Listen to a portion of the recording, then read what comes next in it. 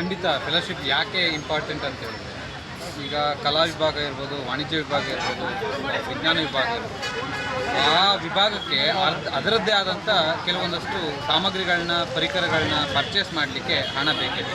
ಈಗ ನೋಡಿ, ನಾವು ಸಂಶೋಧನೆಯನ್ನು ಕೈಗೊಳ್ತೀವಿ, ಆ ಸಂಶೋಧನೆಯನ್ನು ಬರೀತೀವಿ, ಬರವಣಿಗೆ ಮಾಡ್ತೀವಿ. ಆ ಬರವಣಿಗೆನ ನಾವು ಪ್ರಿಂಟ್ ರೂಪದಲ್ಲಿ ತರಬೇಕು.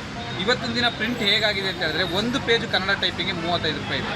ನಾವು ಸಾವಿರಾರು ಪುಟಗಳನ್ನ ಬರೀಬೇಕು, ನಮಗೆ ಲಕ್ಷಾಂತರ ರೂಪಾಯಿ ವ್ಯಯ ಆಗುತ್ತೆ.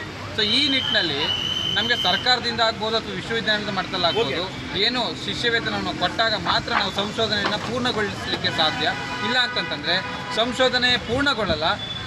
ಸಂಶೋಧನೆ ಅಪೂರ್ಣಗೊಂಡು ಸಮಾಜಕ್ಕೆ ನಾವು ಏನು ಕೊಡುಗೆ ಕೊಡಬೇಕು ಅಂದ್ಕೊಂಡಿದ್ದೀವಿ ನಮ್ಮ ಸಂಶೋಧನೆಗಳ ಮೂಲಕ, ಆ ಕೊಡುಗೆಯನ್ನು ಕೊಡಲಿಕ್ಕೆ ಸಾಧ್ಯ ಆಗಲ್ಲ ಅಂತ ಹೇಳಿ. ಈಗ ಮೈಸೂರು ಯೂನಿವರ್ಸಿಟಿಲಿ ಮಾತ್ರ ಈಗೇನು ಅಥವಾ ಬೇರೆ ಯೂನಿವರ್ಸಿಟಿಲಿ ಈ ಥರ ವ್ಯವಸ್ಥೆ ಇದೆಯಾ ಅಥವಾ ಹೇಗೆ ಸರ್? ಖಂಡಿತ ಮೈಸೂರು ಯೂನಿವರ್ಸಿಟಿನಲ್ಲಿ ಮಾತ್ರ ಈ ಒಂದು ಏನು ದಲಿತ ವಿರೋಧಿ ನೀತಿಯನ್ನು ಅನುಸರಿಸಿದ್ದಾರೆ ಸರ್. ಯಾಕೆ ಅಂತ ಹೇಳಿದ್ರೆ, ಮಂಗಳೂರು ವಿಶ್ವವಿದ್ಯಾನಿಲಯ ಇರ್ಬೋದು, ಬೆಂಗಳೂರು ವಿಶ್ವವಿದ್ಯಾನಿಲಯ ಇರ್ಬೋದು, ಈ ಎಲ್ಲ ವಿಶ್ವವಿದ್ಯಾನಿಲಯಗಳಲ್ಲಿ ಯಾವತ್ತು ನಾವು PhDಗೆ ಅಡ್ಮಿಷನ್ ಆಗ್ತೀವೋ ಆ ದಿನದಿಂದಲೇ ನಮಗೆ ಫೆಲೋಶಿಪ್ ಆರ್ಡರ್ ಕಾಪಿಯನ್ನು ಕೊಡುವಂಥ ಪದ್ಧತಿ ಇದೆ.